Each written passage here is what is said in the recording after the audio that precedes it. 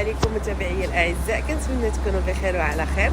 اليوم ان شاء الله تسناوني غادي نشارك معكم دي بوغيج توجدوهم الفطور باش تمشيو في الخدمه في الصباح، واجدين ساهلين غنيين بالمنافع. وبقاو معايا لانه انا فرحانه بهاد لي بوغيج اللي وجدت وغادي تستافدوا منهم مزيان مزيان.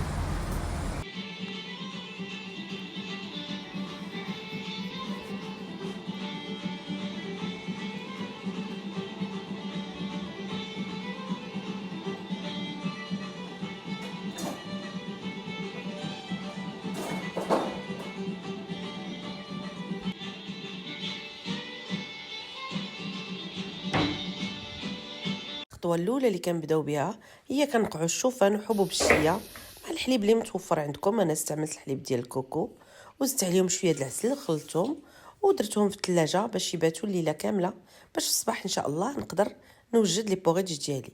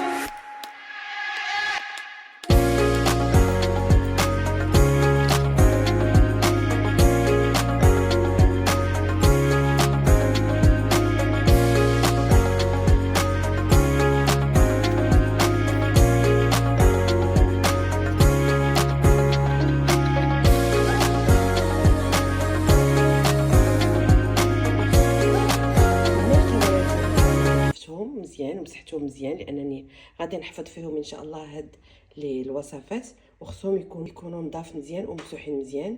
وبغيت غير ننبه السيدات، هذه زعما غير واحد التنبيه، انا خديت هاد القراعي والصباح كنت كنغسل فيهم وتجرحتني هاد القرعه هذه، بغيت غادي نحيدها. كنبغي نوصيكم الا جاتكم شي حاجه بحرة جديده ما عمركم ما استعملتوها تنتبهوا.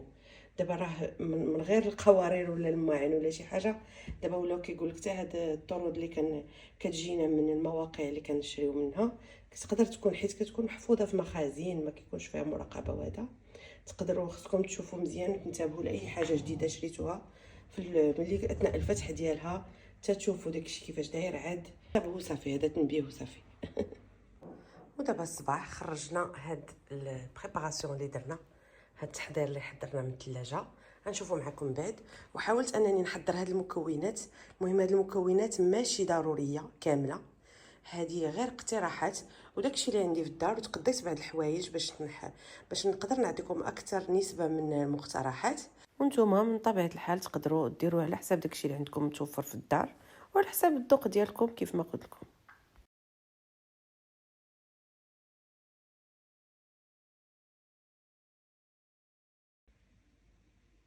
غادي نضيفوا شويه ديال الحليب باش نخففوا القوام ديال هاد الخلطه الاولى ونحركوه مزيان.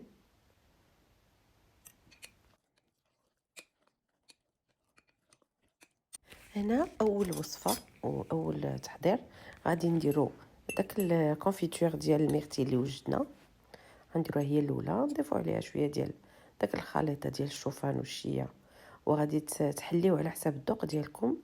تقدروا تزيدوا عسيله الا بغيتوا، الا كانت تعجبكم الحلاوه. هنايا املو، زدت املو، معلقه املو. دائما المقادير على حساب لا بريفيرونس ديالكم، يعني كل واحد والجهد ديالو اللي كيبغي في الحلاوه، وهادو غير افكار كيف ما كنقول لكم. كنبداو نزيدو دابا توت، بلاك بيري، شويه ديال الزنجلان، شويه ديال الزبيب، صافي. وهكذا واجده وحطيتها في الثلاجه. نمروا للوصفه الثانيه. هاد الوصفه غادي نديروا فيها الشوفان بجوج طرق، بلا بودغ كاكاو، وطبقه واحده اخرى غادي نديروها بلا بودغ كاكاو. نضيفوه وكنخلطوه مزيان. مع الاسف هاد لا فيديو ديال هاد الوصفه مشات ليا، ولكن نعاود معكم المقادير.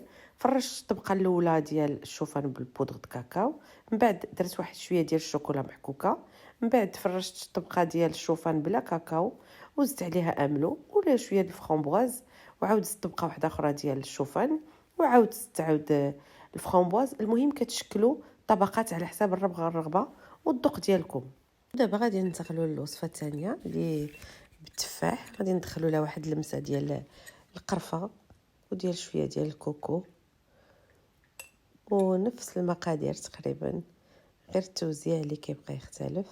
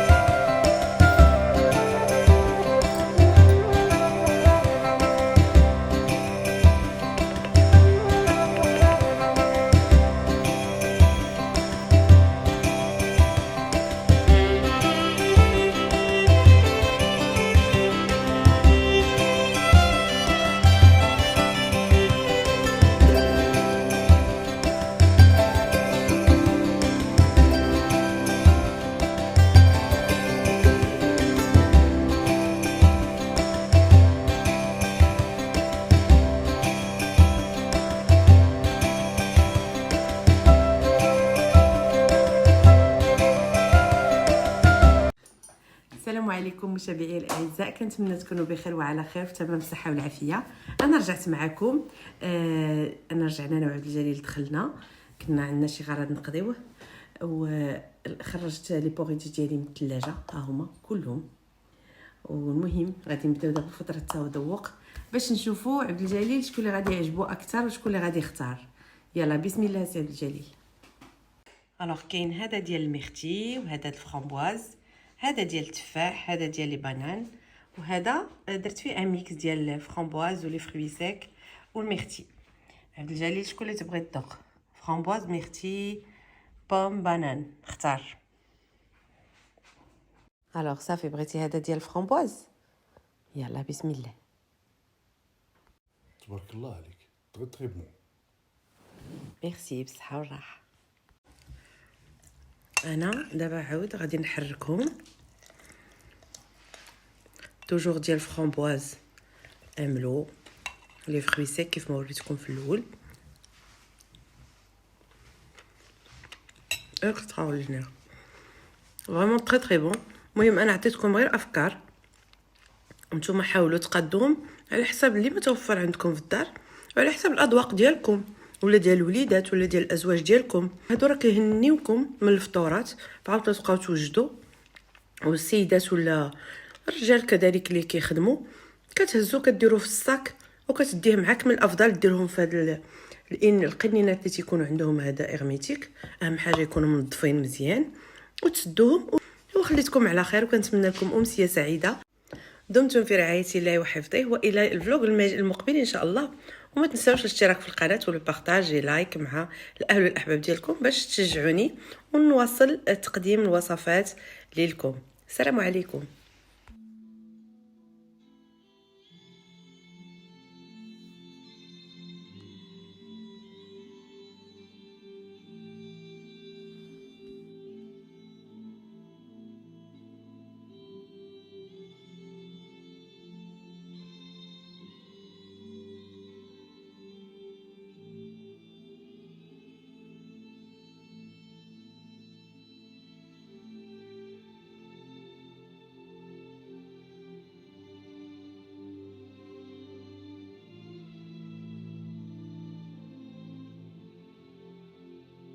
غادي تختاروا اللي بغيتو، غادي تديروه في الساك وتمشيو للخدمه ديالكم.